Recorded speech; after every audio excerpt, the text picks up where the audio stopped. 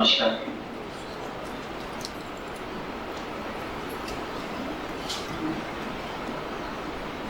आज गुरु पूर्णिमा। डिपॉजिट तो सबके पास अक्षय बल शक्ति है ही। उस अक्षय बल शक्ति में से जिसने जितना यूटिलाइज किया, जिसकी जितनी आवश्यकता, यदि आवश्यकता ही बहुत छोटी है तो यूटिलाइज भी छोटा ही करेंगे, जिंदगी भी छोटी ही रहेगी। यदि कहीं हमारा आवश्यकता बहुत बढ़ जाती है का मतलब तमाम बड़े लोगों को हमने इसलिए बड़ा कहा है कि उन्होंने बड़ी जिम्मेदारियों को ओढ़ लिया। एक व्यक्ति अपने परिवार की जिम्मेदारी एक सीमित रहता है, एक व्यक्ति ने समाज की जिम्मेदारियों को अपने परिवार का मान के ओढ़ लिया है। उतनी ही पीड़ा होती है जितनी अपने परिवार के लिए पीड़ा होती है। तो जैसे जैसे हमारा कैनवस बड़ा होता है, तब तक जो समस्याएं हमको अपने परिवार की बहुत बड़ी दिखाई दे रही होती हैं, वो समस्याएं हमको छोटी दिखाई देने लगती है। बल्कि समस्याएं नहीं दिखाई देती, वो भी एक प्रोसेस दिखाई देने लगता है। प्रोसेस ही दिखाई नहीं देने लगता है। सामने वाला इस सॉफ्टवेयर के साथ तो ऐसा ही करेगा, यही होने लगता है। एक बहुत अच्छी बात शेयर करता हूँ, फिर आज की बात शुरू करते हैं। मुझे लगता है कि कुछ चीजें हमारा एक आई सेट, किसी दर्शन को बचाने के लिए हमारी दृष्टि का सेट होना जरूरी है, क्योंकि वो दर्शन अपने आप में किसी अनुभव मूलक दृष्टि से, किसी सत्य की दृष्टि से लिखा गया है। सत्य की दृष्टि से लिखे गए दर्शन को हम प्रिय की दृष्टि से सुनेंगे तो पकड़ में नहीं आ रहा, फ्रीक्वेंसी मैच नहीं कर रही। रेडियो में होता है ना, उसका एंटीना सेट करते हैं और कुछ भी आवाज साफ नहीं आ रही। तो सत्य के न्याय धर्म सत्य पूर्वक लिखे गए दर्शन को या सहअस्तित्व को समाधि संयम पूर्वक तो बड़ी उपलब्धि है। मतलब देखो, जब कोई चीज सामने आ जाती है ना, तो ऐसा लगता है कि ठीक है, एक समय था परिवार में बहुत सुविधाओं में कमी थी, एक समय था कि परिवार में सुविधाओं का अंबार लग गया। जो बच्चा उन सुविधाओं में पैदा लगता है वो तो टेकन फॉर ग्रांटेड लेके चलता है कि हाँ ठीक ही है, इसमें क्या खास बात है। इसका मतलब है कि इस कंटेंट को भी कितना एप्रिशिएट कर पाए, उसको भी इस बात पर डिपेंड करता है कि हमने कितना दम लगाया। कोई चीज के लिए हमने दम ही नहीं लगाया और हमको मिल गई है तो हम उसको एप्रिशिएट भी नहीं कर सकते कि ये कितने दम के बाद याद है। एक लाइन पकड़ने में क्या दम लगता है, और जब कंफ्यूज होके 20 साल गुजारते हैं तो उसमें क्या घिसाई होता है। तो एक तो मैंने कहने की कोशिश की कि न्याय धर्म सत्य पूर्वक समाधि संयम पूर्वक मिले हुए कंटेंट को हम सुन भी पाए, उसके लिए भी हमारी एक तैयारी की जरूरत है। इसलिए जैसे लोग बोलते हैं पहले शिविर में कुछ पकड़ में नहीं आया, दूसरे में कुछ पकड़ में नहीं आया और ये 10 साल बाद खिड़की खुली, उसका इतना ही मतलब है कि अभी हमारे सुनने की पात्रता नहीं है, अभी हमारी वो तैयारी नहीं है, अगर हमारी आवश्यकता नहीं है। उपलब्धि आवश्यकता अनुसार ही होती है, तो उसको पकड़ने में भी हमारे को एक तरह की तैयारी की जरूरत है, एक तरह की सूदिंग माइंडसेट की जरूरत है। एक छोटी सी शेयरिंग करता हूँ जिससे कि हमारी दृष्टि थोड़ा सा और दर्शन को पकड़ने के लायक हो, और जब हम बुक्स को पढ़ना शुरू करें तो हम बेहतर एग्जीक्यूट भी करते हैं। चूंकि हमारे पास ऐसे समाज में उदाहरण प्रस्तुति नहीं है। बहुत बड़े, बिल्कुल बिल्कुल। तो कितना सिंपल है, यदि दूसरे की गाड़ी देख के हम प्रभावित हो जाते हैं, दूसरे का पद देख के हम प्रभावित हो जाते हैं, यदि श्रेष्ठ आचरण के लोग समाज में मेरे माँ बाप के रूप में मेरे मोहल्ले में ही घूमते हुए दिखाई देंगे, तो कोई कारण नहीं है कि मैं उनसे प्रभावित नहीं होऊंगा। बल्कि धन और पद का प्रभाव बहुत छोटा है। गांधी, बुद्ध और कृष्ण हजारों साल पहले आए और आज तक हम उनको पूजनीय मानते हैं और आज तक हजारों लोग उनको फॉलो करते हैं। ये तो होता हुआ दिखाई देता है। क्योंकि हम ऐसा ही करते हैं कि जो पूजनीय है वो हम पा नहीं सकते, क्योंकि हम अपने आप को बड़ा छोटा पाते हैं। हम कहते हैं वो पूजनीय है, लेकिन वो मेरा रास्ता नहीं है। क्योंकि जो पूजनीय थी उसकी प्रक्रिया हमको पता नहीं चली। देखो, साइंस ने बड़ा काम किया कि कोई भी चीज, यदि हम विज्ञान की बात करेंगे तो विज्ञान में लक्ष्य भी क्लियर है, लक्ष्य तक पहुंचने की प्रक्रिया भी क्लियर है।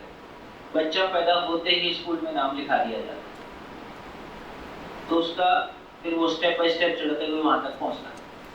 तो इसका मतलब है कि लक्ष्य की क्लैरिटी भी है और प्रक्रिया की क्लैरिटी भी है। तो लक्ष्य की जो उस दायरे में, जब हम इधर की बात करेंगे तो लक्ष्य को आनंद परमानंद बताया, लेकिन आनंद परमानंद तक पहुंचने वाले कितने लोग हैं, ऐसा कहने का आधार बहुत क्लियर नहीं बन रहा। या समाज में हजारों इंजीनियर डॉक्टर दिखाई देते हैं, मोहल्ले में दिख जाएगा।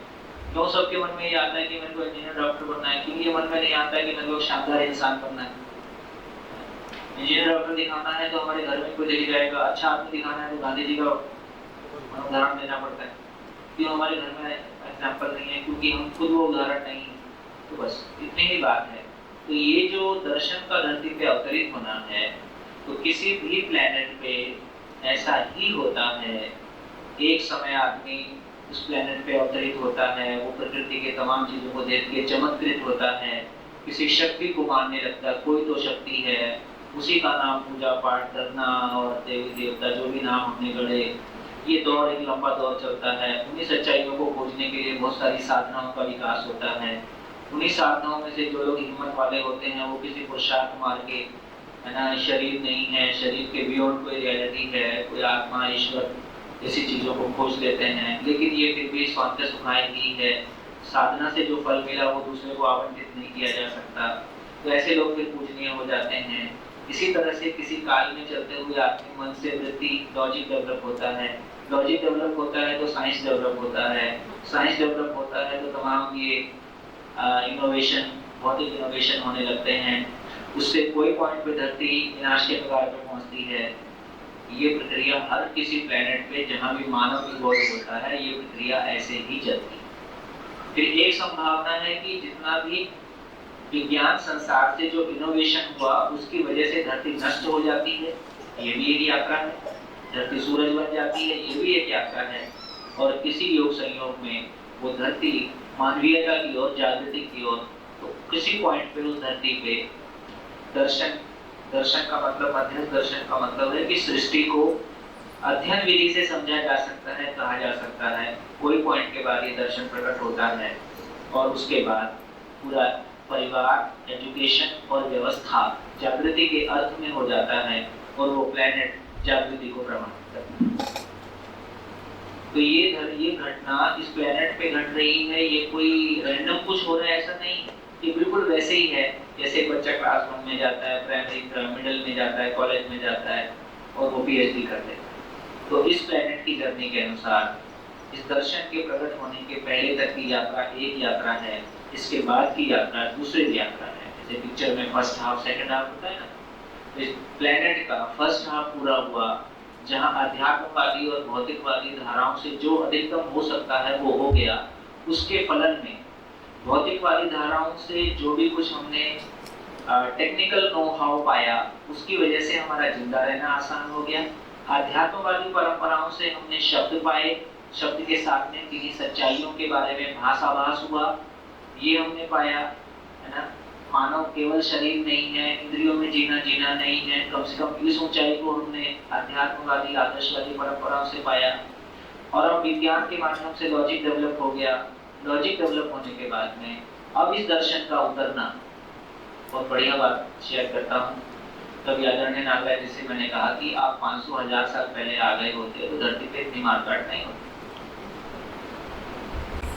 आपने ये समझाने की कोशिश की कि जब ये धरती की तैयारी हो गई उसकी वजह से दर्शन नागराज जी को प्रकट हुआ, उसके लिए पूरी भूमिका आपने बनाई। तो उसके पहले तर्क की आवश्यकता थी और तर्क के लिए विज्ञान की आवश्यकता थी। तो बाकी तो जो शब्द है वो परंपरा से दिए गए हैं, वो आपने बताया। लेकिन मेरा ऐसा मानना है कि आपने जो भूमिका बनाई कि अभी क्यों प्रकट हुआ दर्शन, और पहले किसी महापुरुष को प्रकट हुआ होगा लेकिन तब धरती की तैयारी नहीं थी, इसलिए प्रकट नहीं। तो ये कहने का तो कोई अधिकार नहीं है कि ये दर्शन केवल नागराज जी को उपलब्ध हुआ और किसी को उपलब्ध नहीं हुआ, ऐसा कहने का अधिकार नहीं है। लेकिन प्रमाण के रूप में ये कह सकते हैं कि लिखित रूप में और परंपरा के रूप में उपलब्ध नहीं। लिखित रूप में कोई वांग में ऐसा मिल जाए जिसमें, है ना, जीवन शरीर को चलाने वाली वो एंटिटी जिसको वजन को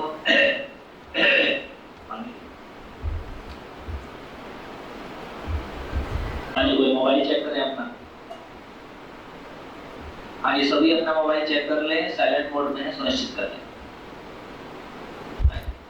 तो अभी मैं जिस माहौल में मैंने है ना, बहुत सारे ऑर्गेनाइजेशन में मैं गया हूँ और सब जगह पे है ना ऐसा देखने जाता है कि कृतज्ञता का भाव पर पिछले की जो परंपरा है उसमें तिरस्कार का भाव आ जाता है, पर वो तिरस्कार का भाव होना नहीं चाहिए।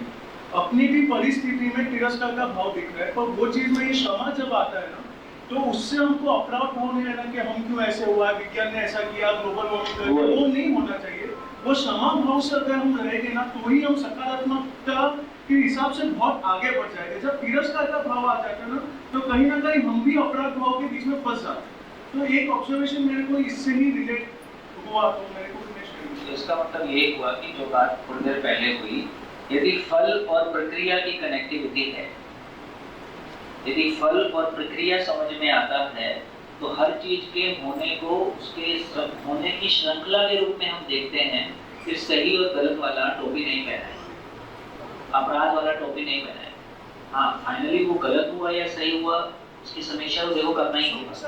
लेकिन एक बच्चा, छोटा बच्चा सुसुपोटी करता है तो करेगा ही, है ना? इसका मतलब है कि जब तक हमारी हम शरीर से बड़े हुए हैं, यदि मानसिक रूप से बड़े नहीं हुए हैं, देखो मैं तो सिंपल सी बात कह रहा हूँ कि मात्र आज हम ये कह रहे हैं कि आज बैलगाड़ी इतिहास बन गई। हो सकता है 25 साल बाद सास बहू और भाई भाई के झगड़े इतिहास बन जाए, कुछ परिवारों में तो ऐसा हो ही जाएगा, है ना? इसका मतलब है कि लेकिन ये सास बहू के झगड़े अच्छी बात तो नहीं है, ये भाई भाई के झगड़े अच्छी बात तो नहीं है, हम अपनों के साथ जूझे ये अच्छी बात तो नहीं है। तो अच्छी बात नहीं है, लेकिन प्रक्रिया भी है तो अच्छी बात नहीं है, ये भी समीक्षा कर पाए, प्रक्रिया है ये भी कर पाए, तो उसका कोई आरोपण अपने ऊपर नहीं होगा, उसकी कोई प्रतिक्रिया अपने से नहीं होगी, अपनी यात्रा में बाधा नहीं होगी। जी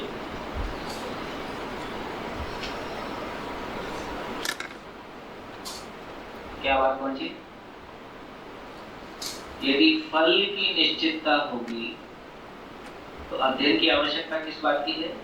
अध्ययन की आवश्यकता इस बात की है कि मानवीयतापूर्ण आचरण रूपी फल के बारे में हमारी जितनी निश्चितता हो जाएगी, अस्तित्व जैसा है उसके बारे में जितनी निश्चितता हो जाएगी, उस तक पहुंचने की प्रक्रिया के बारे में जितनी निश्चितता हो जाएगी, तो एक बार हम फल के बारे में आश्वस्त होने लगते हैं तो उसके रास्ते में फिर जो भी कठिनाइयां आती हैं, है ना?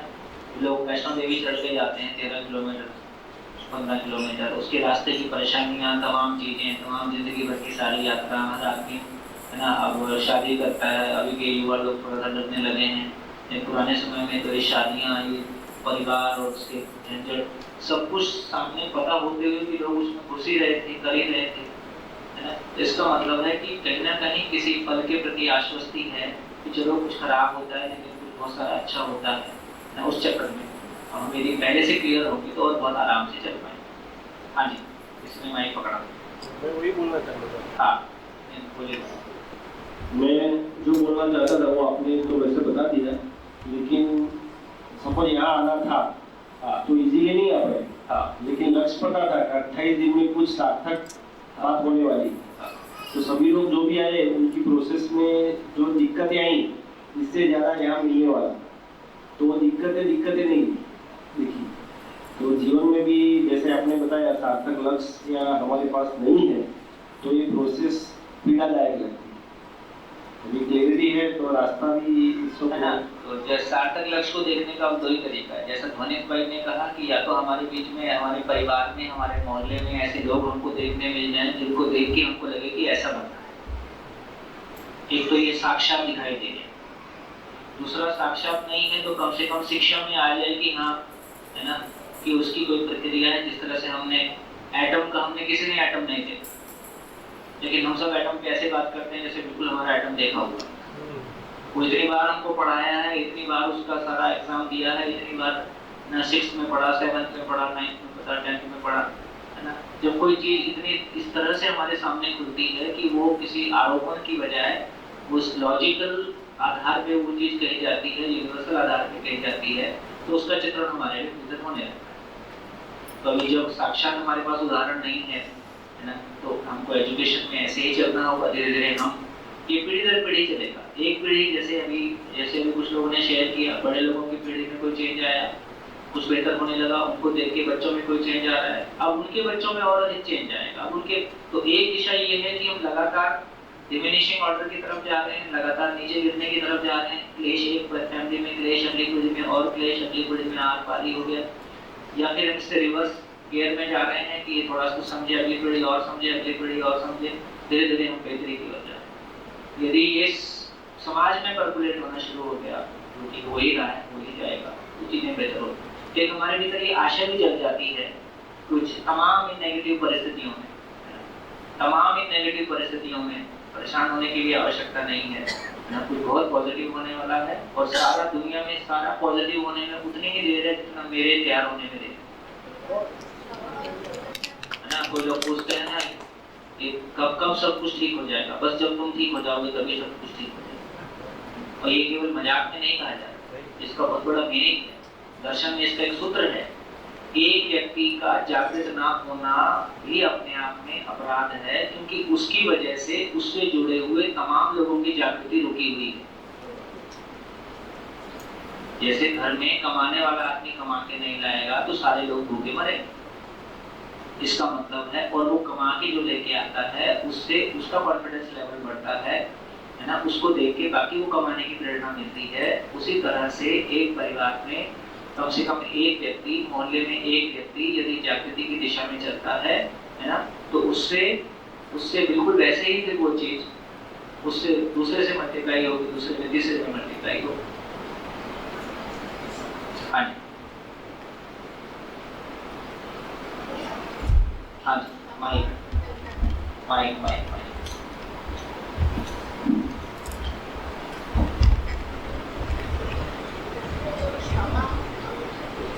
क्षमा और कृतज्ञता से जो मन में आ रहा था, पर वो नेगेटिव थॉट था, वो नेगेटिव को लेके मैं अपने आप को क्षमा नहीं कर पाती हूँ।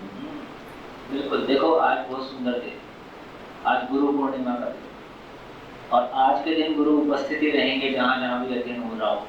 हमारी देखने की सामर्थ्य नहीं है, गुरु को देखने आएंगे बच्चे लोग क्या कर रहे हैं। तो आज का दिन बहुत शानदार दिन।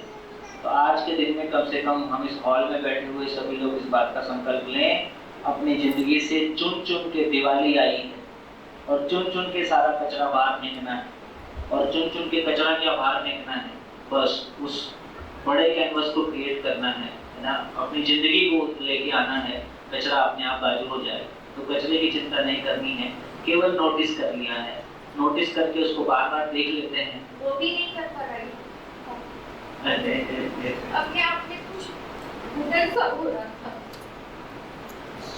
वो खुल नहीं पाता। थोड़ा बात कोई बात नहीं, कम से कम कोई मंच तो हो, कोई जगह तो हो जहाँ मेरी बातचीत हो, है ना, और जहाँ मैं मेरी जिंदगी को खोल सकूं।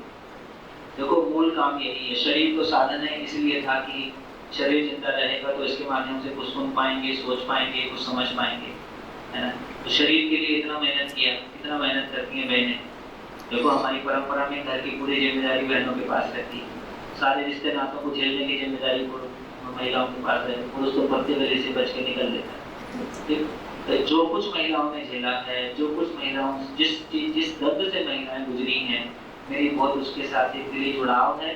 ये बात ऐसी है जो शायद महिलाओं के पास जल्दी पहुंचेगी, पहले पहुंचेगी, आवश्यकता उनकी ज्यादा है क्योंकि दर्द उन्होंने ज्यादा पाया। मेरे को लगता है कि ये जो एक महिला का स्वयं में सम्मान और स्वयं में सार्थकता से जीने की जो बात है, जो श्रम और सेवा उन्होंने किया है, मेरे को लगता है कि श्रम और सेवा की यात्रा महिलाओं की पूरी हो।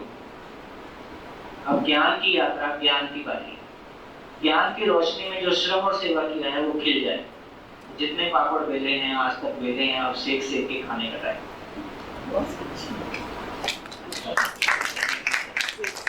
बहुत मेहनत, बहुत कष्टों से हमने कैसे अपनों को ही झेला है, अपने आप को ही झेला है, और उसकी लंबी कहानी। और ये शरीर यात्रा की नहीं है, गुरु शरीर यात्रा में भी कितने तरह के कष्ट पाए हैं, जिनका हमारे चित्त पे कोई प्रभाव होता है। वो प्रभाव अपना काम करते रहता है, हमको पता नहीं चलता रहता है क्या हो रहा है, क्यों इतना बोझिल लग रहा है, क्यों इतना भारीपन लगता रहता है, क्यों मैं खुश नहीं हूँ। इतना भी दुखी होने के लिए कुछ ज्यादा है नहीं। अभी बहुत सारे लोगों के परिवारों में देखोगे ना, इतना भी कुछ ज्यादा दुखी होने के लिए नहीं होता। कोई बिल्कुल कोई आपने गर्दन पे चाकू रखने कोई खड़ा है, ऐसी स्थिति नहीं, फिर भी कोई आप खुश नहीं। ये बड़ा सिंपल सा सवाल है पूछने के लिए, मैं खुश क्यों नहीं, क्या डूब गया मेरा, तो जिंदगी नहीं मिली है, बस इसी बात का और जब खेत को खुला छोड़ दो, बरसात में देखो क्या हाल होता है। बरसात में वो जगह होती है जब सबको आगे बढ़ने का मौका मिलता है। यदि उस बरसात में आपने विधिवत खेती नहीं किया है तो इतना सारा कचरा उगेगा, उस कचरे को संभालते संभालते आगे लगे 4 महीने और जाते हैं। इसलिए बरसात में चौमासे की व्यवस्था या चतुर्मास करते हैं। तो इस बरसात में अपने चित्त रूपी खेत में, अपने चित्त रूपी खेत में ज्ञान रूपी फसल लगाई जाए और 4 साल उस बरसात में जम के पानी बरसने दिया जाए और जम के उसका पोषण किया जाए, ताकि अगले 8 महीने उस फसल को बढ़िया से खड़ा किया जाए। मुझे लगता है कि यदि खेत में कुछ नहीं बोएंगे तो कचरा बोना नहीं पड़ता है। वो तो अपने आप तो खेती करते हो, आपको समझना है। कचरा तो आपको उसके बीज कहाँ से आता है पता ही नहीं चलता। इसका तो यदि आप पॉजिटिव खेती नहीं कर रहे हो तो कचरे की खेती तो होती है। इसका मतलब है हर दिन इस खेत में निदाई गुड़ाई करनी है। हर दिन सुबह 15 मिनट, 20 मिनट, आधा घंटा, 1 घंटा अपने साथ में बैठें। दिन भर रोज 1-2 घंटे बढ़िया खेत में लगाएं, ऐसे वातावरण में बिताएं जहाँ लगातार इस तरह का धीरे धीरे वो हमारी आदत में आ जाता है। हो जाए करेंगे। हाँ जी, चले तो चलिए यहीं से शुरू करते हैं। जो व्यापक को पकड़ाया अपने हाथ में। व्यापक का प्रतिरूप ज्ञान है, ज्ञान का प्रतिरूप है अस्तित्व है, भाव का प्रतिरूप विचार है। और आदरणीय पूजनीय नागराज जी, उनके लिए क्या शब्द इस्तेमाल करें, उनका प्रतिरूप हमारे प्रबोधक हैं, गुरु हैं हमारे। उन सभी को मैं नमन करती हूँ कि आप जो हमें विद्या सिखा रहे हैं। एक ही करेक्शन कर रहा हूँ, गुरु भाई, बाकी ठीक। तो आप सबने भी जो कल मुझे यकीन हुआ बाबा जी के सपने के ऊपर, जो उन्होंने सपन देखा कि भूमि स्वर्गताम यातु मनुष्य यातु देवताम धर्मो सफलताम यातु नित्यम यातु शुभोदयम। तो आप सबकी जो आपने अपनी अनुभूति दी और अपना फीडबैक दिया, तो उससे मुझे यकीन हो गया कि वो युग जल्दी आने वाला है। धन्यवाद जी। जी साफ हो रहा है। मैं कल आपको उसके बाद में कल का एक एक्सपीरियंस सुना था। रात को 10-10:30 बजे ड्राइवर के साथ एयरपोर्ट छोड़ने गया रोजत को। हाँ। वो ड्राइवर यहाँ आया तो यहाँ होता क्या पूछा उसने। वो 45 साल पहले का था, प्रजापति था। कैसे बताओ यहाँ क्या होता है? नहीं, ये यहाँ पर से लोकल। तो इंटरनेट से खोजा था मैंने, तो ड्राइवर आ गया टैक्सी लेके।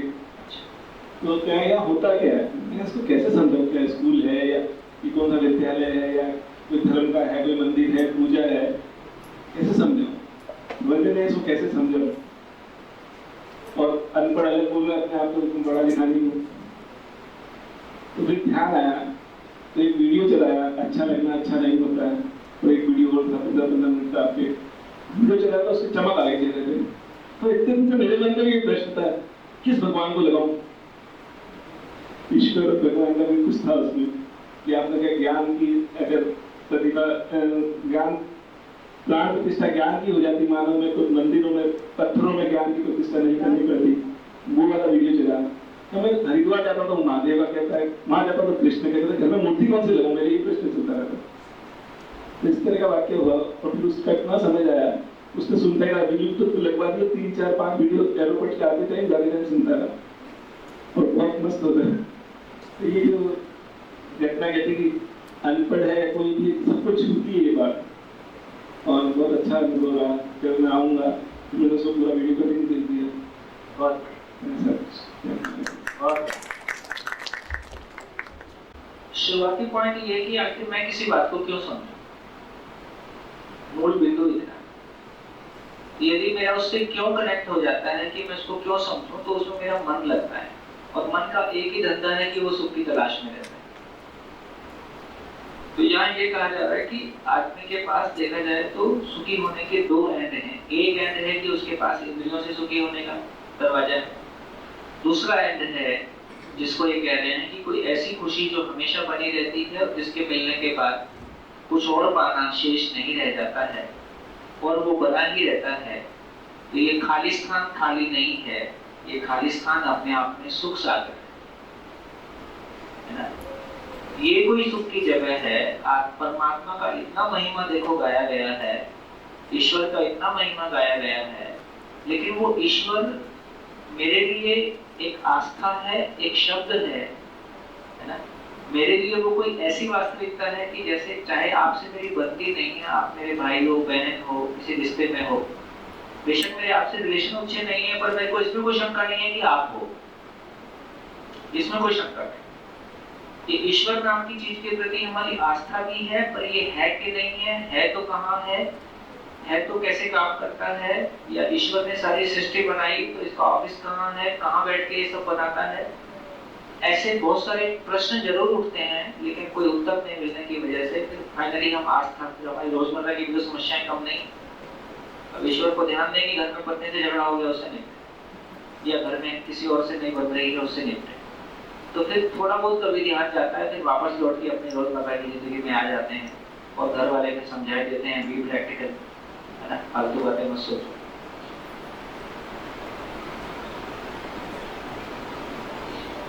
तो एक तो कल इस बात पे हमारा ध्यान चला गया कि भौतिक वस्तुओं के साथ जिंदा रहना होता है, भावपूर्वक जीना होता है। भौतिक वस्तुओं के साथ जिंदा रहना होता है, भौतिक वस्तुओं को भोगना होता है, भावपूर्वक जीना होता है और जिंदा रहना जीना नहीं होता है। तो मैं अब उस एक्सरसाइज में नहीं जा रहा हूँ, जहाँ कुछ बेसिक क्लैरिटी हमारी बनी हुई है, उस सबको स्वीकारते हुए काम की बात 2 लाइनें अभी और शेयर कर दूं ताकि कनेक्शन हमारा बन जाए। भावपूर्वक जीना होता है, तो इसका मतलब मूल बात ये है कि भाव का स्रोत क्या है, और हमारे दुखी होने का एक ही मतलब है कि हमारे भीतर अभाव है, इतना ही खेल। और यदि हमको भाव का अनवरत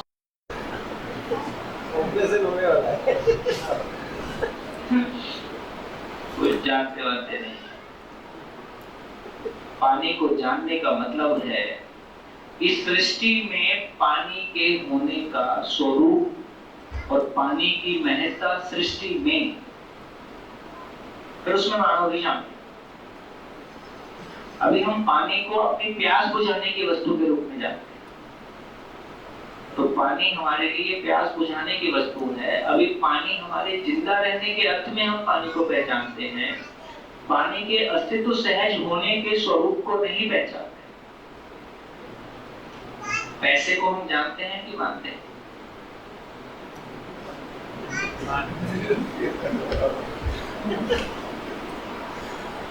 कंफ्यूजन दूसरा क्रिएट नहीं होता है, करता है। हम कंफ्यूज्ड होते हैं, हमको पता भी नहीं होता।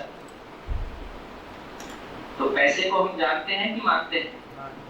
जानते हैं, क्योंकि हमने बनाया। पैसे को जानते हैं, तो कितना कमाने से तृप्ति हो जाएगी ऐसा जानते हैं?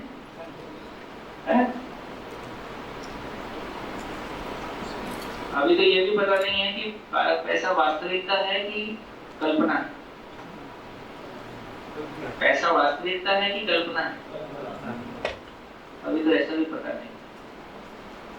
तो भाई साहब, मैं तो ये कभी कभी ये सोचता हूँ कि इतना मूढ़ बुद्धि होने के बाद हम हंस लेते हैं, ये क्या कहूँ?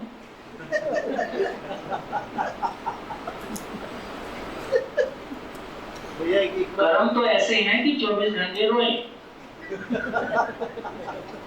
हंसने की कोई गुंजाइश है नहीं। यही सृष्टि में, मानव में अक्षय बल शक्ति का प्रमाण है कि इतनी बेवकूफियां करने के बावजूद, इतना मूढ़ बुद्धि होने के बावजूद हम खुश हैं, और हमको पता भी नहीं चलता है कि हम मूढ़ बुद्धि हैं। यही अक्षय बल शक्ति का प्रमाण है।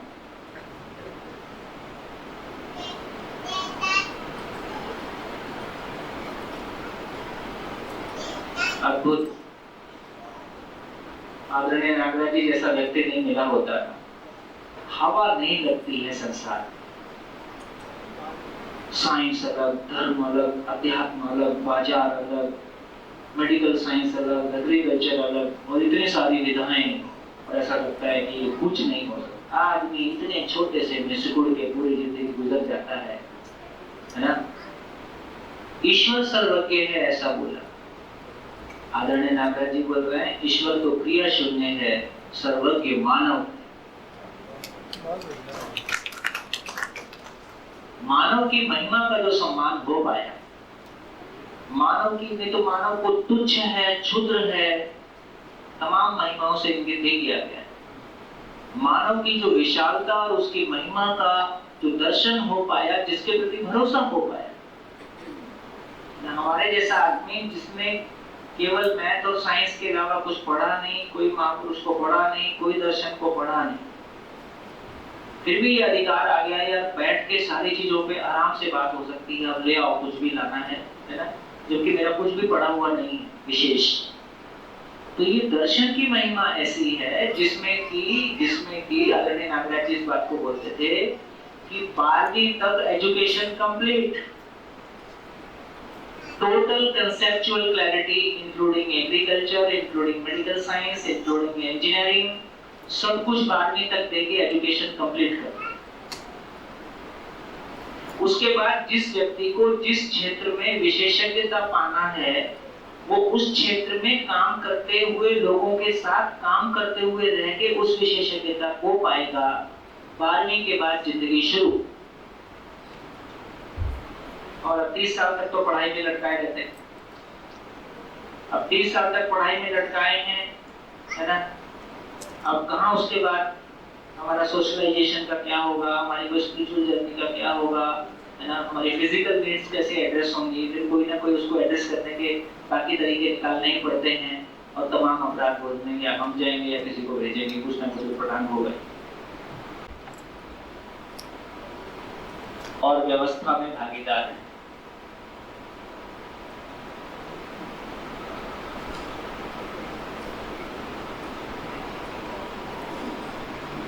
स्वयं में व्यवस्था का मतलब है ये उसके होने का स्वरूप है, और व्यवस्था में भागीदारी उसके रहने का स्वरूप है। इसको होना बोला, इसको रहना बोला। होने को स्थिति कहा, रहने को गति कहा। तो सृष्टि में जो कुछ भी है, होने की बात करेंगे तो चार अवस्थाओं के रूप में सभी इकाइयां होने के स्वरूप में हैं। पदार्थ अवस्था, प्राण अवस्था, जीव अवस्था, ज्ञान अवस्था, मानव सृष्टि, सभी कुछ होना है।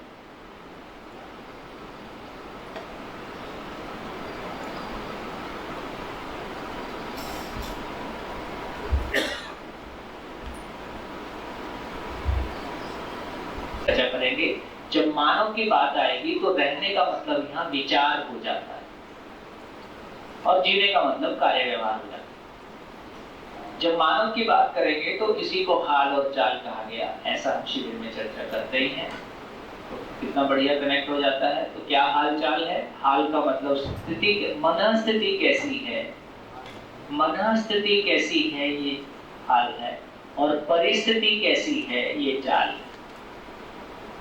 मन स्थिति और परिस्थिति की बात करते हैं, है ना। हमारा मन कैसा है, मन कैसा है का मतलब पूरे जीवन की स्थिति कैसी। तो जब हाल की बात कर रहे हैं तो आपकी मनस्थिति पूछ रहे हैं, जब चाल की बात कर रहे हैं तो आपकी परिस्थिति पूछ रहे हैं कि सब कुछ आसपास कैसा चल रहा है, घर कैसा चल रहा है, बाहर कैसा चल रहा है। तो अस्तित्व में जो कुछ भी है वो हर इकाई होने और रहने के स्वरूप में है। इसी को बोला हर इकाई पूरे अस्तित्व में। तो स्थिति, गति, नित्य, वर्तमान। स्थिति, गति, नित्य, वर्तमान, हर इकाई होने और रहने के स्वरूप में है। कोई इकाई अस्तित्व में ऐसी नहीं है जो होने रहने के स्वरूप में ना हो। कोई भी इकाई ऐसी नहीं है। एक परमाणु से लेके ना ब्रह्मांड तक और मानव तक, और मानव में भी जब जाएंगे तो अलग अलग अंग हैं। किडनी है, किडनी का होना, किडनी का शरीर में भागीदार होना, चांद का होना, सोलर सिस्टम में भागीदार होना, धरती का होना, धरती ना, जितनी भी इकाइयां एंटिटी पूरी सृष्टि में हैं, सभी स्थिति, गति, नित्य, वर्तमान है। सभी इकाइयां होना और होने के स्वरूप में है। अब सवाल खड़ा होता है कहां से आ गया ऐसा? ऐसा कैसे है? सृष्टि की सभी इकाइयां, हम मानव भी कैसे हैं? मानव में शरीर का होना अपने आप में एक व्यवस्था है, जीवन का होना अपने आप में एक व्यवस्था है, उसको और रहती है। इसका मतलब ये हुआ कि जब यदि हम थोड़ा सा भी रिलेशन पहचानते हैं किसी के साथ, तो उसके बनाए हुए नियम का भी पालन करते हैं। जैसे सरदारों में दाढ़ी को हाथ लगा दिया तो बहुत अपमानजनक बात है, उसको बहुत खराब मानते हैं। जिनको पता है वो ऐसी गलती कभी नहीं करते। लंदन में लोग जाके पूछते बोलते हैं कि ऐसा बोलते हैं कि किसी से आपने ये पूछ लिया कि तुम्हारे माँ बाप साथ में रहते हैं, तो ये असभ्य भाषा। तो हर जगह की वहाँ की परिस्थितियों के हिसाब से किन्हीं चीजों को अच्छा या बुरा माना जाता है। किसी नए परिवेश में हम जाते हैं तो पहले इस बात से परिचित होने की कोशिश करते हैं कि इस परिवेश की मर्यादाएं क्या है। हम संस्थान में आए हैं तो यहाँ आके जो व्यक्ति पहली बार आता है वो यहाँ की मर्यादाओं को पहले समझने की कोशिश करता है कि क्या चीज करना है, क्या चीज नहीं करना है। किसी लोगों ने पूछा भी बरमूडा पहन के घूम सकते हैं कि नहीं घूम सकते, है ना? तो यह एक सम्मानजनक ड्रेसिंग रहे, ताकि हम किसी पर्पस के लिए आए हैं। वो पर्पस मैं क्यों पैंट शर्ट पहन के ठीक ठाक रहता हूँ, इसका भी पर्पस है। मैं यदि बरमूडा में आ जाऊंगा तो आप क्या करोगे? उसके बाद आप लोग इजीली बरमूडा में है तो हम तो नीचे जा ही सकते हैं।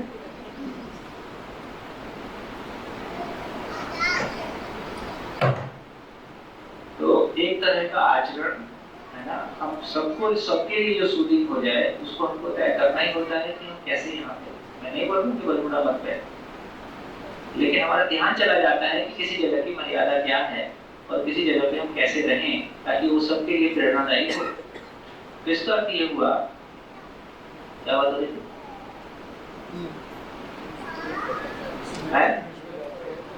हाँ, नियम को पहचानते हैं। इसका मतलब ये हुआ कि यदि मेरे को कुल मिला के क्या है, देखो शिफ्ट कितना आना है उसको भी देख लीजिए। शिफ्ट इतना ही आना है, अभी हम स्वयं को शरीर मानते हैं और शरीर को भोगते हैं, शरीर के साथ जीते हैं और शरीर के लिए शरीर को सब कुछ सजाते हैं, संवारते हैं। अभी की हमारी स्थिति ऐसी। जब हम ज्ञान की स्थिति कह रहे हैं तब क्या कह रहे हैं? कंप्लीटनेस। यदि हम कंप्लीट को पहचान लेंगे तो क्या करेंगे? तो इतना ही हो जाएगा कि सहअस्तित्व को समझना है, सहअस्तित्व में जीना। अभी शरीर को समझना है, शरीर को भोगना, इतना ही शिफ्ट है। ये शरीर अपने आप में कहां से प्रकट हो गया? तो शरीर अकेला नहीं है, उसको चलाने वाली भी कोई चीज है, वो प्रकट हो गई। तो जब तक जो है जैसा है, जब तक वो कंप्लीटली वैसा मेरे ध्यान में नहीं आएगा तो मैं उसके साथ में न्याय नहीं कर सकता। सिंपल सी बात है। तो इसका मतलब ये हुआ, अब ये ख्याल बहुत सिंपल सा खड़ा होता है कि आखिर ये सब कुछ आ कहां से गया, ये सृष्टि किसने बना दी, कहां से पैदा हो गई, ये जैसी चल रही है ऐसी क्यों चल रही है। तो 3 क्वेश्चन बहुत मौलिक है। एक तो ये सृष्टि किसने बनाई, और सृष्टि बनाई तो यदि ईश्वर ने बनाई तो उसको किसने बनाया, मतलब ईश्वर कहां से आ गया। फिर ये सारी इकाइयां कहां से आ गई, फिर ये सब कुछ इतना ठीक ठाक कैसे चल रहा है। पूरी सृष्टि अपने आप में व्यवस्थित है, इतना व्यवस्थित कैसे चल रहा है, और मेरे को क्या करना है। इतना ही तो, इससे ज्यादा कोई क्वेश्चन है नहीं आदमी के पास। इसी को छोटा करके शिविर में बोल देते हैं संसार क्या है, मैं क्या हूं, करना क्या है। तो क्लैरिटी इतनी बनती है। यदि ये बर्ड व्यू पे क्लैरिटी नहीं बनती है तो मुझको क्या करना है, मेरी मैं क्यों ईश्वर को समझना चाहता हूँ। यदि मेरे जीवन में, मेरे जीने में मुझको क्या करना है, इसमें ईश्वर का भी कोई प्रभाव है तो मेरे को उसको भी समझना पड़ता है। तो कुल मिलाकर मैं तो जीना चाहता हूँ और मैं तो उत्सव पूर्वक जीना चाहता हूँ। यदि उत्सव पूर्वक जीने में ईश्वर के बीच में नहीं है तो अपने को ईश्वर से कोई लेन देन नहीं। तो कुल मिलाकर मैं हूँ, ये सच्चाई है। मैं सुखपूर्वक जीना चाहता हूँ, ये सच्चाई है। जब जब मैं ऐसा नहीं जी पाता हूँ, उसको सोचना ही पड़ता है कि क्या हुआ, क्यों हुआ, और उसके उत्तर मेरे पास नहीं है। फिर मैं कोई गलती करता हूँ और सामने वाला कोई गलती करता है और हमारी जिंदगी नरक हो जाती है। तो जब तक मेरे पास एंड टू एंड क्लैरिटी नहीं है तब तक मेरी जिंदगी की ड्राइविंग बहुत बढ़िया नहीं होगी। तो इसका मतलब है, जब भी अस्तित्व का मतलब है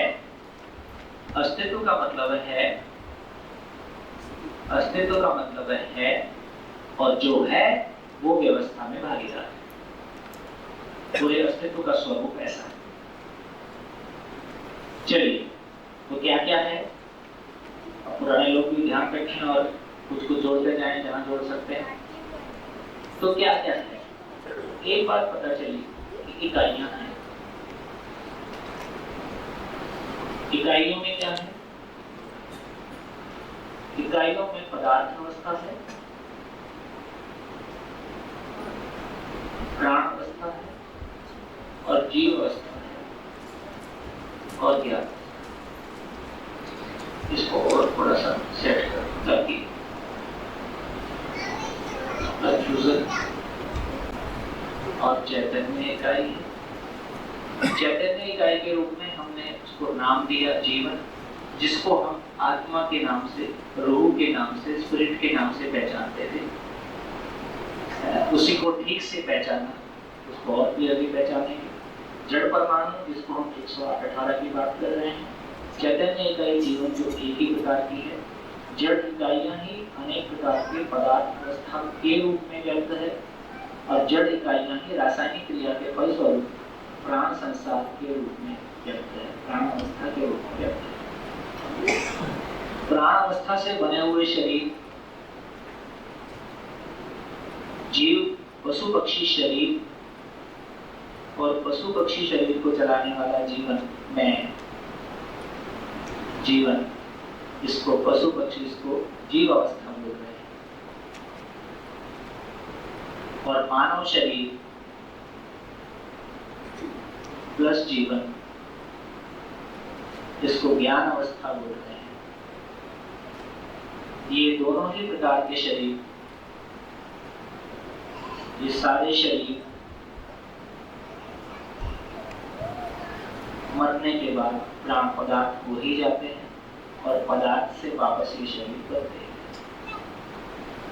इस रूप में हमको इकाइयों का फैला हुआ संसार दिखाई देता है और उस संसार में 4 प्रकार की अवस्थाएं दिखाई देती हैं। चारों प्रकार की अवस्थाओं को देखने से ये भी ध्यान जाता है कि प्रकृति में जो भी कुछ है, ये सभी इकाइयां अपने आचरण की निश्चितता के साथ हैं। सभी का आचरण निश्चित है। ये आचरण की निरंतरता है और आचरण की निरंतरता व्यवस्था के अर्थ में है।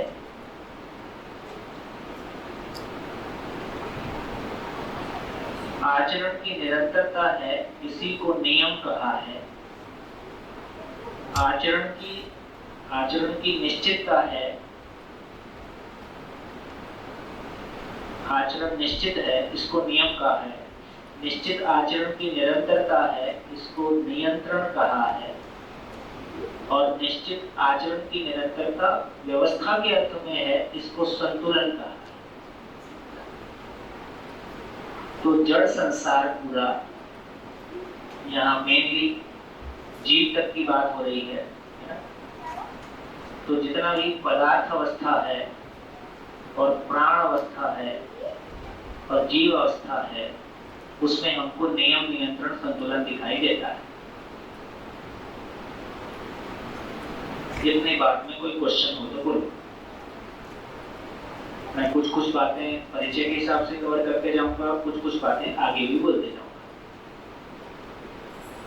है ना। जितने बात मैंने अभी कही, इसमें कोई कंफ्यूजन है तो बोलो। संतुलन बता, ठीक। और बोलिए, और क्या बताना है?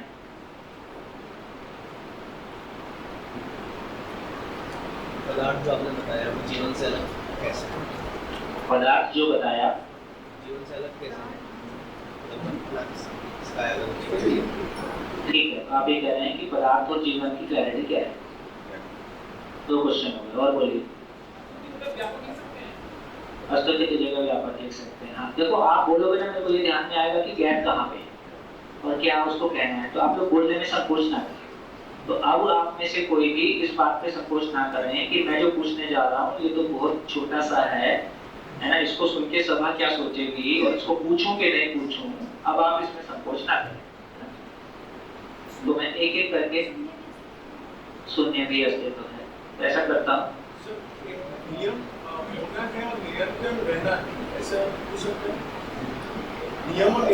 हाँ, बढ़िया, ठीक। अच्छा, ऐसे ही कनेक्शन बिठा दे। देखो मैथमेटिक्स कैसे होता है, मैथमेटिक्स का मतलब है इधर से भी आप एंगल से देखेंगे, किसी भी एंगल से देखेंगे आपको कनेक्शन दिखाई देगा, ये लॉजिक की महिमा होती है। उसी तरह से ये पूरा दर्शन, ये पूरा अस्तित्व किसी भी एंगल से देखेंगे इसमें कनेक्शन दिखाई देगा। आदरणीय नागराज जी ने अनुसंधान किया तो केवल 5 लाइन में पूरा बोला, पहले तो एक ही लाइन में पूरा बोला, अस्तित्व सह अस्तित्व खत्म, ज्ञान पूरा हो गया। फिर नहीं समझ में आया तो 4 लाइन 4 शब्द और बोले, विकास क्रम है, विकास है, जागृति क्रम है, जागृति। पढ़ने वाले बोले आप ही को समझ में आएगा और तो किसी को आएगा, उसको फैलाया तो ये मानव व्यवहार दर्शन बना। तो मानव व्यवहार दर्शन इस दर्शन का मौलिक बुक है, इसकी चाबी खुल गई तो पूरे दर्शन की चाबी खुल गई, ये पूरे दर्शन की चाबी है। और इस 1 महीने में ये चाबी खुल गई। 1 महीने बाद जब आप यहाँ से जाओगे तो आप मानव व्यवहार दर्शन को नॉवल की तरह पढ़ पाओगे। नॉवल पढ़ने में कैसा मजा आता है, हमारे बचपन में ना 25 रुपए पर डे किराए पे मिलता था और घर वाले पढ़ने नहीं देते थे। तो ये नॉवल मैंने ज्यादा तो नहीं पढ़े, 1-2 पढ़े, उसमें इतना रस आया तो मेरे को ऐसा भी सपना है, ऐसे भी मेरी कल्पना बनी कि फ्यूचर में जब मैं कमाऊंगा ना तो एक नॉवल की लाइब्रेरी करूँ और बहुत नॉवल पढ़ूं। तो जो चीज में जीवन को सुख भासता है, सही हो गलत हो, जीवन का एक ही धंधा है, सुख की तलाश। चलिए जीवन क्रिया के टेबल के साथ भी कनेक्ट होना रहता है। हाँ बिल्कुल बिल्कुल, सब जगह कनेक्ट होगा, सब कुछ कनेक्ट होगा। आप एक एक करके बोलते जाइए ताकि मैं उसको एक्सप्लेन कर दूं। बोलिए, अब एक एक करके बोलिए। हाँ जी, जब एक व्यक्ति क्वेश्चन पूछता है तो बाकी ये सोचें कि इसका आंसर मेरे पास क्या है? और जब आंसर आता है तो आप ये देखें कि वो आपको ऐसा ही है, उससे बिल्कुल कोई भिन्न है, कंफ्यूजन है तो बोल दें। मैं जो बोल रहा हूँ उसमें आपको कोई कमी लग रही है वो भी बता दें। हाँ जी बोलिए। संतुलन, तो पहले मैं नियम नियंत्रण संतुलन बोल देता हूँ। देखिए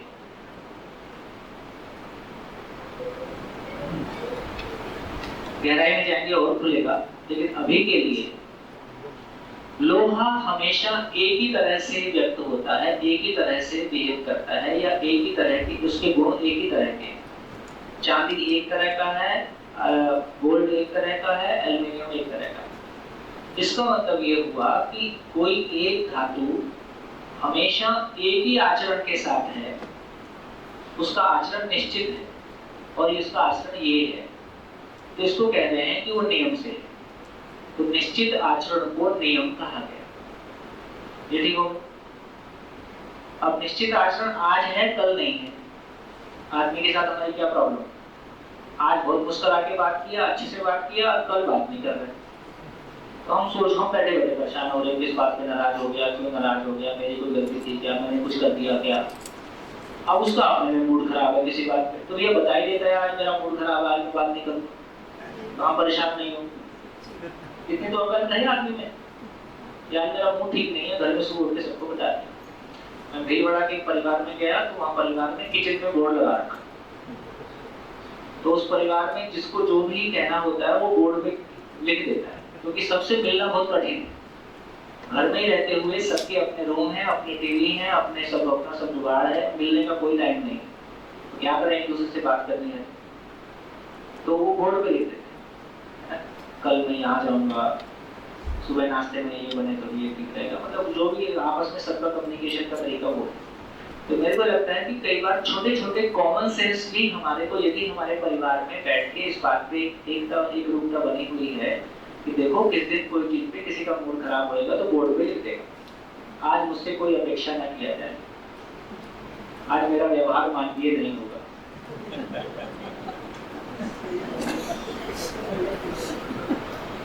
भाई तुम घर के मेंबर हो और तुम्हारा अपने से मूड आ जाता है, कभी तुम बात करना बंद कर देते हो, ये नहीं चलेगा। और घर का कोई एक संविधान होगा और बाकी तुमसे बात नहीं करेंगे, तुमको कैसा लगता है? तो जिस दिन भी मेरा मूड किसी बात पे खराब होगा, मैं कुछ बोर्ड पे लिख दूंगा कि आज मेरे से कोई अपेक्षा न किया जाए, आज मैं कुछ गहरे चिंतन में हूँ, ठीक है यार, आपको तंग नहीं करे क्या? तो निश्चित आचरण आज है, कल नहीं है। तो निश्चित आचरण की निरंतरता है, हम इसी को बोलते हैं कि ये नियंत्रित आचरण। एक दिन आप 8:30 बजे आए, अगले दिन आप 10 बजे आए क्लासरूम में, क्या बोलेंगे? आचरण नियंत्रित है कि अनियंत्रित? तो नियंत्रित आचरण का मतलब है कि हमेशा वही रहता है, ये आदमी इस मामले में नियंत्रित है, ऐसा बोलते हैं। तो इस मामले में इस आदमी के आचरण की निरंतरता है, तो हम वो कह रहे हैं कि आचरण नियंत्रित है। तो क्या हुआ? निश्चित आचरण की नियम संज्ञा है, निश्चित आचरण के नियंत्रण, निश्चित आचरण की निरंतरता है, इसको नियंत्रण कहा। निश्चित आचरण की निरंतरता व्यवस्था के अर्थ में है ना? पदार्थ अवस्था, प्राण अवस्था, जीव अवस्था में जितनी भी इकाइयां हैं सबका एक निश्चित आचरण है, उस आचरण की निरंतरता है, और वो निरंतरता फाइनली व्यवस्था के अर्थ में है। व्यवस्था के अर्थ में आचरण है, इसको कहा कि संतुलित है। तो व्यवस्था के अर्थ में आचरण को संतुलन के रूप में पहचाना गया। निश्चित आचरण की निरंतरता है, इसको नियंत्रण के रूप में पहचाना गया, और निश्चित आचरण है, इसको नियम के रूप में पहचाना। नियम, नियंत्रण, संतुलन, ठीक हो गया? इसको मानव पे अप्लाई करें तो कैसे अप्लाई होगा? मानव पे अप्लाई कैसे करेंगे? मानव में निश्चित आचरण है, जागृति के बाद मानव में निश्चित आचरण है, ये ठीक हो गया। निश्चित आचरण की निरंतरता है, हमेशा वैसे ही आचरण करता है, कहेंगे कि ये आदमी अपने आप में नियंत्रित है। निश्चित आचरण की निरंतरता व्यवस्था के अर्थ में है। व्यवस्था के अर्थ में मतलब मानव के आचरण, मानव का आचरण व्यवस्था के अर्थ में कैसे होगा? किस व्यवस्था के अर्थ में होगा? मानव का आचरण किस व्यवस्था के अर्थ में होगा? अखंडता, सार्वभौमता। फाइनली कोई भी मानव का आचरण भयमुक्त समाज के अर्थ में होगा, प्रकृति में संतुलन के अर्थ में होगा। तो ग्लोबल वार्मिंग से मुक्ति हो जाए, फैमिली वार्मिंग से मुक्ति हो जाए, अखंडता, सार्वभौमता के अर्थ में एक मानव का आचरण होगा। तो ये आचरण संतुलन के, ये आचरण संतुलित आचरण है। ऐसा एक मानव अपने में नियम, नियंत्रण और संतुलन पूर्वक जब दूसरे मानव के साथ प्रस्तुत होता है, तो दूसरा मानव भी ऐसे आचरण को पाकर तृप्त होता है, ऐसे आचरण को जीना चाहता है। तो दूसरे मानव के साथ हम न्याय पूर्वक प्रस्तुत होते। ऐसे दो मानव में न्याय घटित होता है तो समाज भय से मुक्त होने लगा, परिवार भय से मुक्त होने लगा। अभी तो हमको अपनों से भय है, ये कब बात करना बंद कर देगा, ये कब उठपटांग बात कर देगा। तो अभी हमको परिवार में आचरण की निश्चितता नहीं है, आचरण न्याय के अर्थ में नहीं है। परिवार में सभी का आचरण एक दूसरे के साथ न्याय के अर्थ में हो जाए तो कम से कम परिवार के सभी लोग एक दूसरे से भय मुक्त हो जाएं। अभी तो बहुत मूड दे के बात करना पड़ता है ना, मूड दे के बात करना पड़ता है, शब्दों का सिलेक्शन पहले से करना पड़ता है, क्योंकि इस शब्द का ये मीनिंग ले सकता है, ऐसा पहले से ध्यान में रहता है। चुन चुन के शब्द यूज करना पड़ता है ना, क्योंकि कंफ्यूजन होने की संभावना बनी ही रहती है। तो इसका मतलब ये हुआ कि परिवार भय से मुक्त हो जाए, ऐसे परिवार समूहों में समाज भय से मुक्त हो जाए। तो इसका मतलब ये हुआ, इसका मतलब ये हुआ, देखो यहाँ पे ये भी आएगा कि पदार्थ अवस्था को देखेंगे तो वो नियम से दिखाई देती है, प्राण अवस्था को देखेंगे, अब इसको छोड़ देते हैं, अब इतने में रखते हैं, फैलाते नहीं है। लेकिन अब कितने लोगों को ये ध्यान में आ गया कि नियम, नियंत्रण, संतुलन का क्या मतलब? नियम, नियंत्रण, संतुलन, ये क्लैरिटी हमारी बनती है।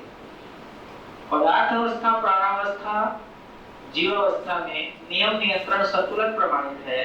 मानव की बात करेंगे, वो इन तीनों को अपने आप में समाहित रखते हुए न्याय पूर्वक प्रस्तुत होता है। मानव में न्याय, धर्म, सत्य प्रमाणित होता है। जब मानव की बात करते हैं तो न्याय, धर्म, सत्य प्रमाणित होता है। जब पदार्थ अवस्था की बात करते हैं तो उसमें नियम प्रमाणित है। प्राण अवस्था की बात करते हैं तो नियंत्रण प्रमाणित है। जीव अवस्था की बात करते हैं तो संतुलन प्रमाणित है। ऐसा एक पिक्चर बनाए रखिए, फिर इसके विस्तार में धीरे धीरे आगे जब और गहराई में जाएंगे तो पकड़ेंगे। जीव अवस्था में व्यवस्था के अर्थ में है का मतलब है, देखो पशुओं में परिवार नियोजन की व्यवस्था हम नहीं कर रहे हैं, देखोगे तो पशुओं में शाकाहारी, मांसाहारी पशुओं का संतुलन बना रहे हैं, पशुओं में उनकी संख्या का संतुलन बना रहे, पशुओं का प्राणावस्था के साथ में संतुलन बना रहे, ये सब अपने आप बना हुआ है नेचर में, हमारी आपकी कोई भूमिका नहीं है, बल्कि हमारी आपकी भूमिका ने उसको खराब किया है। तो ये जो संतुलन के अर्थ में जहां असंतुलित होने की संभावना है, वहां भी हमको संतुलन दिखाई देता है। तो एक पशु अपने जीवन काल में कितने बच्चे पैदा करेगा, है ना? इसका मतलब है हर जगह में संतुलन हमको दिखाई देता है। तो है ना, पदार्थ अवस्था में नियम प्रमाणित है, प्राणावस्था में नियंत्रण प्रमाणित है, जीवावस्था में संतुलन प्रमाणित है, मानव में न्याय धर्म सत्य प्रमाणित है। नियम, नियंत्रण, संतुलन, न्याय, धर्म, सत्य, ये एक सेट से पूरा दर्शन एक्सप्लेन कर सकते हैं। ऐसी को व्यवस्था होता है। व्यवस्था के अर्थ में संतुलन लिखा ही है, व्यवस्था के अर्थ में संतुलन। बढ़िया।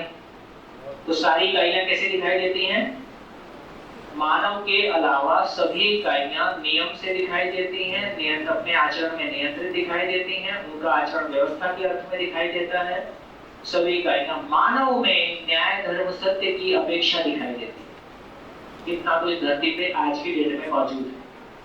मानव में न्यायपूर्वक जीने की अपेक्षा है, अपनों के साथ अच्छे से रहे ये अपेक्षा है, समाज भय से मुक्त हो ये अपेक्षा है, प्रकृति में संतुलन रहे इस बात की अपेक्षा है। तो नियम, नियंत्रण, संतुलन प्राकृतिक विधि से प्रमाणित है। मानव में न्याय, धर्म, सत्य की अपेक्षा है। तो नियम, नियंत्रण, संतुलन, न्याय, धर्म, सत्य। तो इकाइयों में देखा तो नियम, नियंत्रण, संतुलन, न्याय, धर्म, सत्य का वैभव, ये फैलाव हमको दिखाई देता है। सारी इकाइयां ऐसी हैं।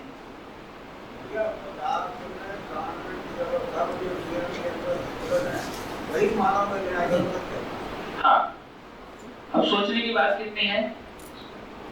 प्राणावस्था, जीवावस्था में जो नियम, नियंत्रण, संतुलन दिखाई देता है, क्या वही मानव में न्याय, धर्म, सत्य दिखाई देता है?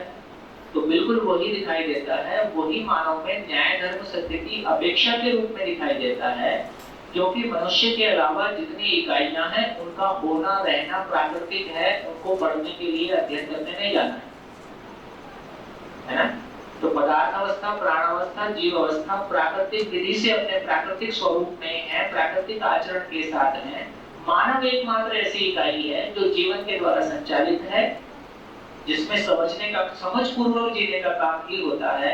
इसलिए मानव में प्राकृतिक विधि से, जिसमें मानव की कोई भूमिका नहीं है, प्राकृतिक विधि से मानव में न्याय, धर्म, सत्य की अपेक्षा है, इसमें मानव की भूमिका नहीं। तो जो मानव में चाहत है कि अपनों के साथ तृप्ति पूर्वक जिया जाए, समाज भय से मुक्त हो, प्रकृति में संतुलन हो, ये चाहना मानव में प्रकृति सहज है, अस्तित्व सहज है, इसमें मानव की अपनी भूमिका नहीं। हाँ, ये चाहत किसी व्यक्ति में बहुत तीव्र है, किसी व्यक्ति में ये सामान्य है। यहाँ पे मानव की भूमिका है, आपका स्टेटमेंट है, ये सब है। तो देखिए, पदार्थ के बारे में बोला कि जितना भी पदार्थ है वो मूलतः परमाणु है, जड़ परमाणु है।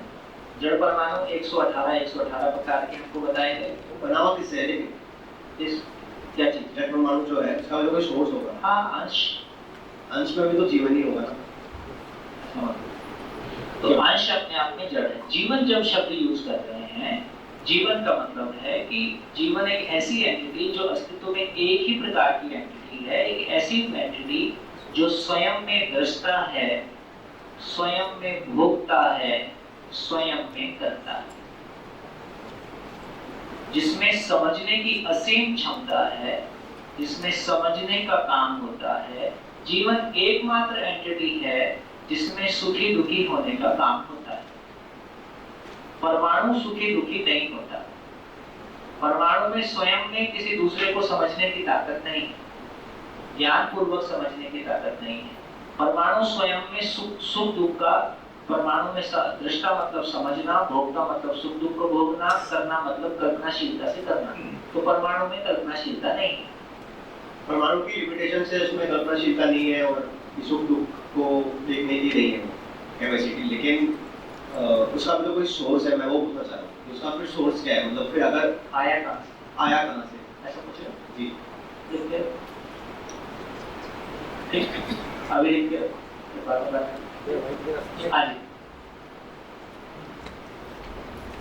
जीवन परमाणु को कह रहे हैं कि एक ही तरीके का है, एक ही प्रकार एक ही प्रकार का। इसका क्या मतलब है? एक ही प्रकार का है का मतलब जो बनावट है, जैसे लोहे का एटम यदि हम देखेंगे तो मंगल पे मिले, चांद पे मिले, उसका इलेक्ट्रॉनिक कॉन्फ़िगरेशन वही रहेगा जो होता है। इसका मतलब लोहे का परमाणु पूरी सृष्टि में एक ही प्रकार का होता है। तो कोई भी इकाई यदि होगी तो परमाणुविक स्वरूप में होगी। तो जीवन नाम की एंटिटी भी परमाणुविक स्वरूप में है और उसका गठन पूरी सृष्टि में, पूरे किसी भी ब्रह्मांड पे, किसी भी प्लेनेट पे, अनंत प्लेनेट पे कहीं भी मिलेगा तो जीवन का गठन एक ही प्रकार का होगा, उसमें कोई अंतर नहीं है। उसका पोटेंशियल एक ही जैसा है, उसमें कोई अंतर नहीं। होने के रूप में एक जैसा है, होने के रूप में एक जैसा है, रहने के रूप में अलग अलग है। अच्छा, ये नियम नियंत्रण संतुलन का मूल पीछे कारण क्या है? वो शास्त्र तो गलत है। ये समझना आपके क्वेश्चन का जो आशय है कि नियम का क्या मतलब है, नियम कहाँ से आ गया, लोहा लोहा जैसे बिहेव क्यों करता है, एल्युमिनियम एल्युमिनियम जैसे बिहेव क्यों करता है, इसको आप समझें। आज ये माइक से बोलो तो फिर मेरे को रिपीट करना पड़ेगा। हाँ जी, एक माइक इधर रखो ताकि इधर पास हो। भैया, जीवन जहाँ भी मिलेगा ब्रह्मांड में तो वो 61 अंशों का गठन पूर्ण ही मिलेगा, इसमें कोई फर्क नहीं मिलेगा कहीं। हाँ, ये तो बोल रहे हैं आप। क्या बोल? अच्छा, 61 अंश ही रहेंगे सब जगह। हाँ, नहीं, बासठ नहीं हो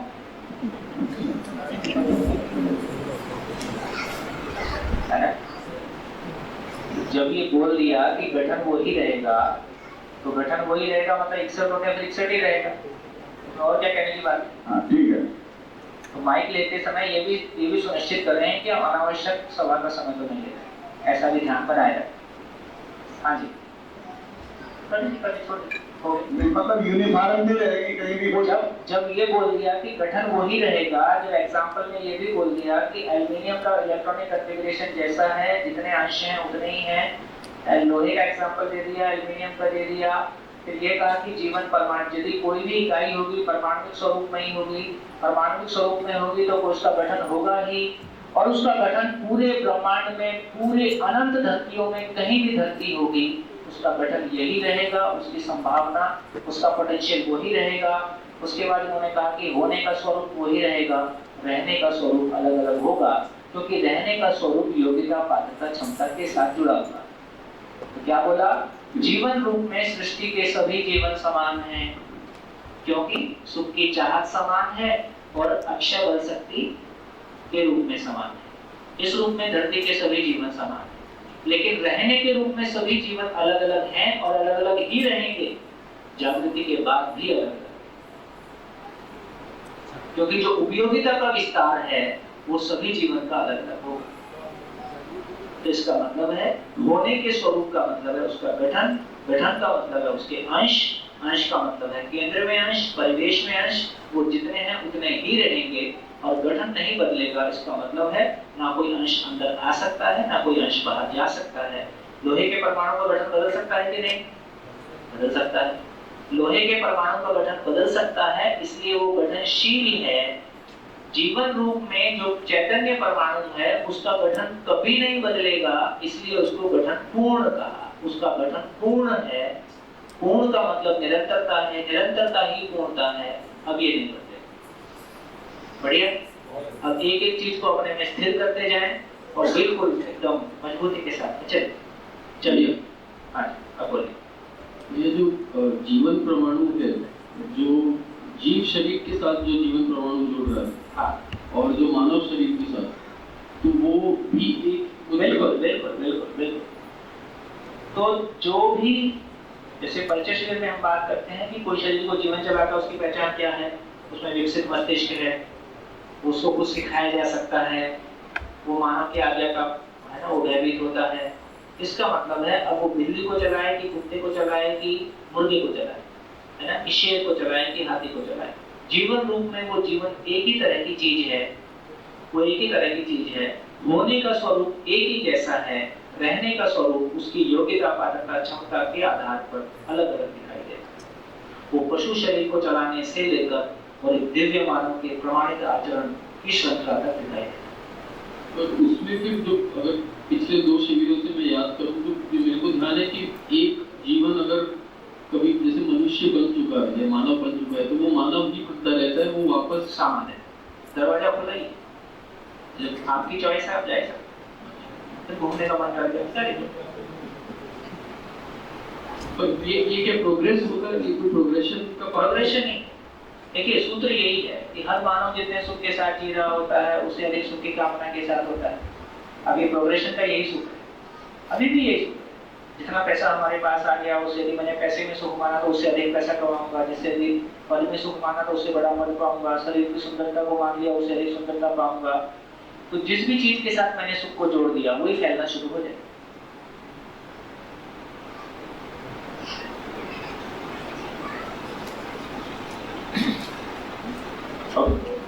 आगे चल आगे चलिए कुछ कहना चाहते हैं? हम प्रश्न तो है पर बोल दीजिए, मेरे को ठीक लगेगा तो अभी बोल दूंगा, नहीं तो बात बोल। तो रहने के स्वरूप में शरीर की और मस्तिष्क की मर्यादा नहीं। देखिए ये बात अपने आप में बहुत स्थिर करने की है कि धरती के सभी लोगों का शरीर समझने की दृष्टि से समान रूप में सक्षम है, इसलिए मानव जाति एक है। तो मस्तिष्क की वजह से कोई कम समझ पा रहा है, कोई ज्यादा समझ पा रहा है, ऐसा कोई कारण नहीं है।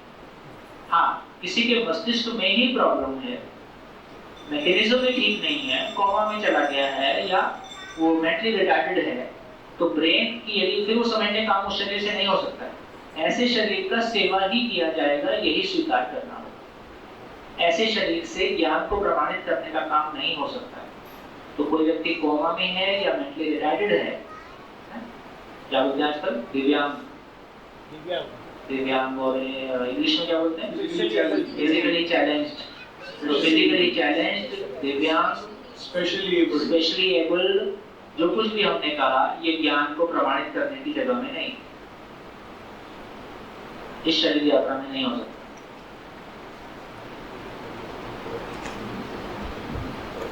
इसकी सेवा ही करना है, इतना ही। भैया ये आप कह रहे हैं मस्तिष्क सब में एक जैसा होता है, सब में वो समझने की ताकत एक जैसी है, तो किसी को गणित समझ में नहीं आता, किसी को केमिस्ट्री समझ में नहीं आती, ये डिफरेंस कैसे आता है? देखो अब बस मैं आप जो बोलते जाओगे मैं सबका आंसर करूंगा, लेकिन दोबारा पूछोगे तो फिर मैं दोबारा कुछ और बताऊंगा। तो अब मैं आप जो भी पूछोगे मैं सारे आंसर दूंगा, ठीक है? कोई भी किसी भी जगह में आपको ये नहीं बोलूंगा कि आप मत पूछो, लेकिन एक बार जो आपके पास पहुंच जाए उसको स्थिर कर दे, ठीक है? तो ये जो आपने पूछा इसको ये बोल रहे हैं कि सभी मानव में योग्यता, पात्रता, क्षमता अलग है। पात्रता, योग्यता, क्षमता, देखो ये सब परिचय शब्द की जुगाड़। फिर भी कोई चीजें स्थिर नहीं हुई हैं तो उनको आप संकोच ना करें, लेकिन स्थिर होते जाए। पात्रता क्या चीज है? ग्रहण क्रिया।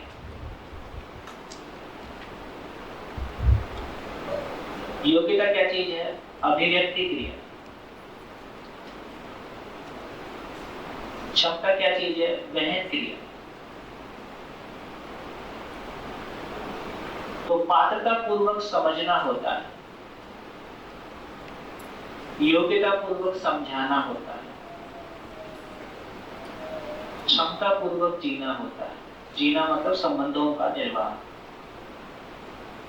तो ये कह रहे हैं कि सभी मानव में कल्पनाशीलता है, और कल्पनाशीलता को जिस व्यक्ति ने जिस दिशा में इन्वेस्ट किया है उस डायरेक्शन में उसकी पात्रता ज्यादा है, दूसरे मामलों में उसकी पात्रता कम है। किसी ने उसको खेती में इन्वेस्ट किया तो उसकी खेती की सूक्ष्मता को पकड़ने की समझ जाता है, किसी ने उसको बिजनेस में लगाया, किसी ने उसको किसी और डायरेक्शन में लगाया, किसी ने रिसर्च में लगाया। तो जिस व्यक्ति ने अपनी प्रवृत्ति के अनुसार अपनी कल्पनाशीलता को जिस डायरेक्शन में लगाया है उस दिशा में उसकी पात्रता ज्यादा है, बाकी मामलों में उसकी पात्रता कम हो सकती है। इस प्रकार धरती के सारे मानव कितने डिजाइन हो सकते हैं? अनंत डिजाइन हो सकते हैं। इस रूप में हम सभी मानव धरती पे अपने आप में यूनिक हैं कि हमने अपनी पात्रता को इस शरीर यात्रा में और पूर्व शरीर यात्राओं में जिस जिस डायरेक्शन में लगाया है उससे हम अपने आप में एक अलग तरह के मानव हैं। तो इस रूप में हम सब अलग हैं। तो कल्पनाशीलता सभी मानव में है और उसका इन्वेस्टमेंट अलग अलग डायरेक्शन में है। अब किसी को फिजिक्स और केमिस्ट्री में रुचि आती है, इसका मतलब क्या हो गया? अब ये भी एक कंडीशनिंग है ना? जैसे कोई व्यक्ति आपको मिलेगा, बोलेगा यार मेरी फिजिक्स मेरी अच्छी नहीं थी, ऐसा टीचर मिला, जैसे कल ही मैडम बोल रही थी कि मैथमेटिक्स है ना, मैथमेटिक्स के प्रति लोगों का डर उनके मतलब पढ़ाने की शैली और पढ़ाने वाले की अयोग्यता का एक्सप्रेशन है। और ये बात बिल्कुल ठीक है, किसी भी सब्जेक्ट के बारे में यही ठीक है। इसी शिविर को ऐसा भी लिया जा सकता है कि आपको दोबारा करने का मन न लगे, और इसी शिविर को ऐसा भी लिया जा सकता है कि आपको सपने में यही दिखाई दे। तो क्या चीज हो गई?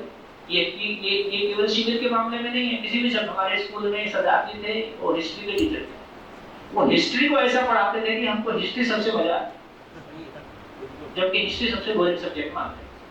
तो इसका मतलब है कि कोई सब्जेक्ट बोरिंग नहीं है, अस्तित्व में तो सब कुछ बहुत रोचक है। अस्तित्व कभी भी बोरिंग नहीं है, अस्तित्व हमेशा रोचक है। आदमी ही बोरियत और आदमी का ही प्रॉब्लम जाता है। इसका मतलब है, या इसका मतलब दूसरा ये है, उसकी पूर्व शरीर यात्राओं से उसके कोई अभिरुचियां हैं। कोई व्यक्ति अपनी पूर्व शरीर यात्राओं से किन्हीं दिशा में मेहनत करता हुआ आ रहा है, उस दिशा में उसका परफॉर्मेंस बहुत बेहतर होता है। ऐसा भी हो सकता है, किसी व्यक्ति की वजह से भी हो सकता है, उसकी अपनी कल्पनाशीलता, तो सिखाने वाले की योग्यता और लेने वाले की पात्रता के संयोग में कोई घटना घटती है। इस रूप में हम सभी मानव अलग अलग हैं, और कभी मेरी केमिस्ट्री बहुत अच्छी थी, खराब थी, कभी बहुत अच्छी भी हो सकती है। ऐसे तमाम एग्जाम्पल हैं जिनके 11th-12th में पासिंग मार्क्स हैं और बाद में वो IAS में कम्पीट कर रहे हैं, IIT कम्पीट कर रहे हैं। इसका मतलब है कोई व्यक्ति कभी भी करवट बदल सकता है ना? कब किसी व्यक्ति के भीतर अपने आप को फोकस्ड करने की जगह बन जाए, जब भी व्यक्ति फोकस्ड हो गया वो बड़े परिणाम दे देता है। फोकस्ड होने के पीछे क्या कहानी होगी, वो संयोग सबके लिए अलग है। पढ़िए, मेरे ख्याल से बैल हुई थी क्या? अलग रहेगा, हर एक इकाई का अलग अलग रहेगा। जीवन की बात हुई थी, जीवन की बात हुई थी। हाँ। जो ये जीवन आता है तो वो अपना उपयोगिता निश्चित करके ही आता है, ऐसा होता है, या ये प्रोसेस में है? प्रोसेस मतलब जो प्रोसेस में है। तो जी जी बोलिए। इस शरीर यात्रा पर डिपेंड करता है कि आप कितना अपनी योग्यता पात्रता बढ़ाते हो, तो आप आगे दिव्य मानव को भी चला सकते हो। और आगे मतलब किसी दिव्य और क्या, देखो सिंपल सी बात है ना, इस देश में 50 साल पहले इंजीनियरिंग कॉलेज नहीं थे। जिनको इंजीनियरिंग करना होता था वो जर्मनी कोई तो जाता था उतना पैसा खर्च कर।